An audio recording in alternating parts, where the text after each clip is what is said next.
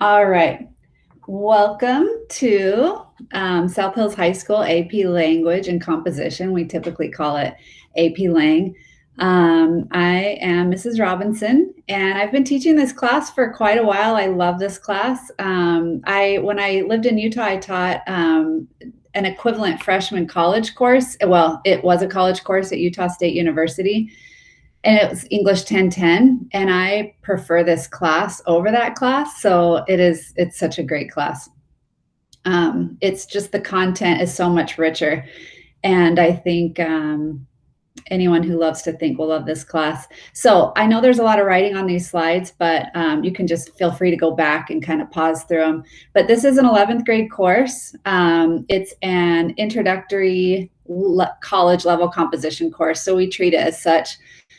Students cultivate their understanding of writing and rhetorical arguments through reading, analyzing, and writing text as they explore topics like the rhetorical situation, which they'll definitely know what that means by the time they're done with the class, claims and evidence, reasoning, organization, and style. I think the best way to explain it is just to give you just a chunk of what words can do. Words are powerful. Consider the following ways words have changed the world. I'm going to have to I'll have to summarize some of these and not read them all. But when Martin Luther tacked his 95 Theses to the door of a church in Wittenberg, when Gutenberg created the printing press and gave the power of thought back to the people, when JFK asked us what we could do for our country, when Martin Luther King Jr. wrote his letter from Birmingham, and especially here we go, the Declaration of Independence, right? If anyone's seen Hamilton, they know just how powerful words are. And that made such a big difference, right? Great thinkers or great writers are great thinkers. So this class will introduce you to some of the greatest thinkers throughout history, as well as contemporary authors like op-eds and, Malcolm Gladwell, give you an insight to how they crafted those arguments and ask you to join them at the table. So not only will you discover how good writers, how good rhetoricians do what they do and how they are able to persuade, but you're also going to learn how to do that yourself. So kind of neat. The big ideas, these are the four big ideas in this class. So the rhetorical situation. So individuals write within a particular situation and make strategic writing choices based on that situation, but we also explore the rhetorical situations in writings such as the letter from Birmingham jail. The rhetorical situation in that sense being, well, he's writing it from jail. Why? What's the context? Well, because he was arrested for protesting in such a way that was illegal at the time, even though it was peaceful. He was writing specifically to the clergyman that wrote to him, but clearly definitely writing to a broader audience than that. So you consider the rhetorical situation and everything that's at stake, and you think, well, how's he going to take advantage of this moment? Makes it really interesting. Claims and evidence. So writers make claims about subjects, rely on evidence that supports the reasoning that justifies the claim, basically elaboration, right? Reasoning and organization, understanding of the text line of reasoning and claims. And then style. This part's the fun part. The rhetorical situation informs the strategic stylistic choices that writers make. So we'll really zoom in on basically the blueprint of good writing in these rhetorical situations, good persuasive techniques, but we'll also learn how to make some of those choices ourselves. So this is all about the art of persuasion. Rhetoric and philosophy studied through various forms of critically accepted and innovative nonfiction literature. So it's a lot of nonfiction. There's a little tiny bit of fiction, but it's almost all nonfiction. So that includes essays, letters, speeches, news articles, editorials, journals, biographies, autobiographies, diaries, scientific papers, and memoirs. It's such a nice survey of so much. So, typically in English classes, you're really going on a deep dive on, one novel or, obviously several novels, but you're spending weeks and weeks on that one thing. In this class, we just keep moving and moving because there's so much to pull from. There's so many great, examples of rhetoric throughout history. So we pull a lot of those, but we also pull contemporary things too. So this is, we read Plato's Cave. It's an allegory that's very philosophical, but we also read, this letter from Abigail Adams to her son, John Adams, who does become president. And she basically convinces him to keep at it and keep going. And her words actually played a major role in history. So, and then we also read, opinionated section of the newspaper. We call it the op-ed section. So you have all the way from, Plato, Socrates, we look at Machiavelli, then we look at, Thoreau, Emerson, but then all the way, like I said, to Malcolm Gladwell and more contemporary writings.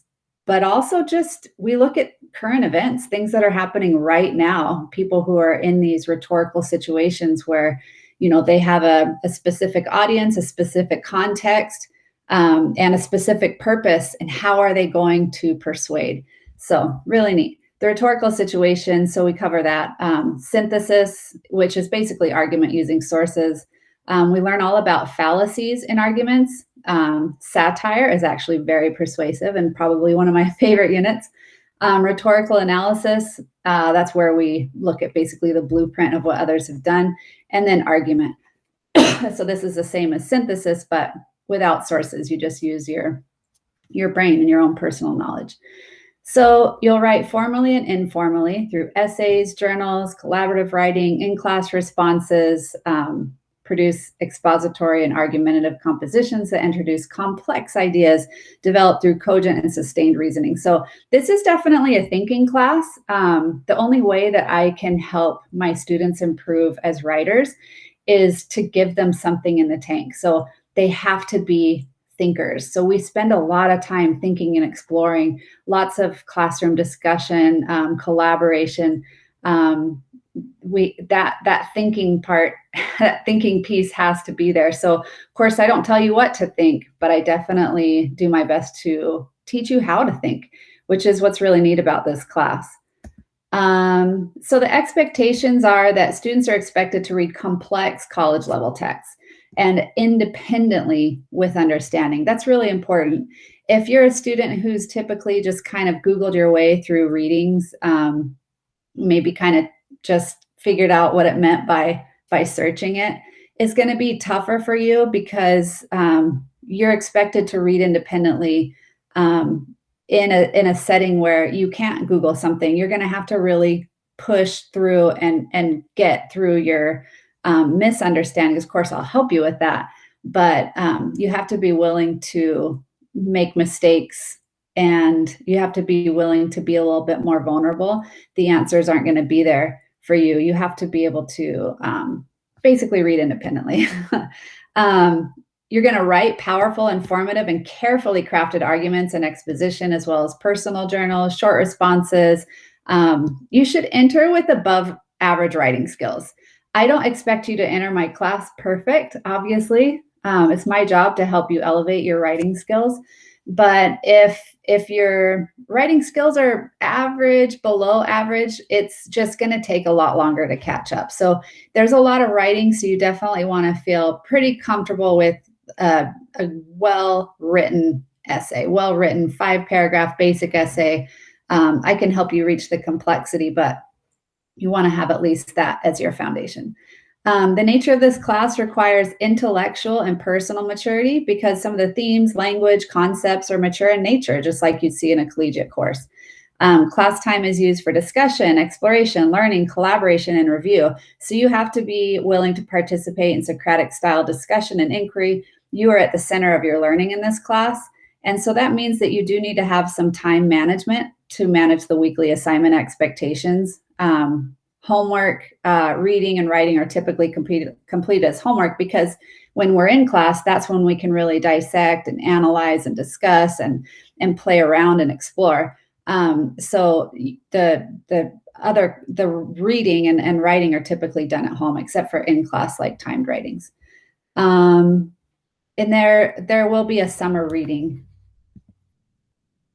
The AP exam is in May, just like most or all.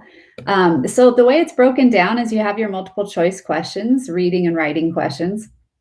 And then the free response questions, we have a synthesis, which, like I said, is basically an argument using sources that are given to you. So you make the argument, but the sources will be there to help back you up and you can refer to them. The rhetorical analysis is you get a piece of, a really good, it's always going to be a good piece of rhetoric, something that is persuasive, and you analyze it. You basically note what the author's choices are and why you think they made those choices and how that would have affected the audience at the time, considering the context and the purpose.